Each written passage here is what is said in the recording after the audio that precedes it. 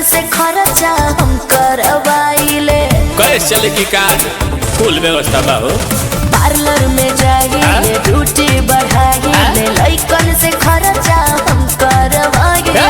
Bobby Banaras के पान भइलू, बॉबी बनारस के पान भइलू, कातना लइकन के जान भइलू, गोरी लागत कि अब के सियान भइलू। गोरी लागत कि अब के सियान भइलू।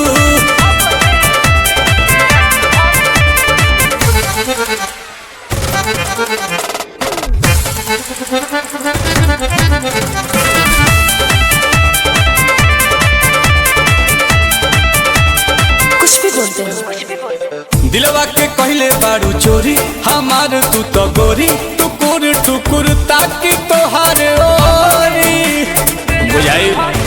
लेकोमी के लिपस्टिक लगाइले, लोटस के फेशियल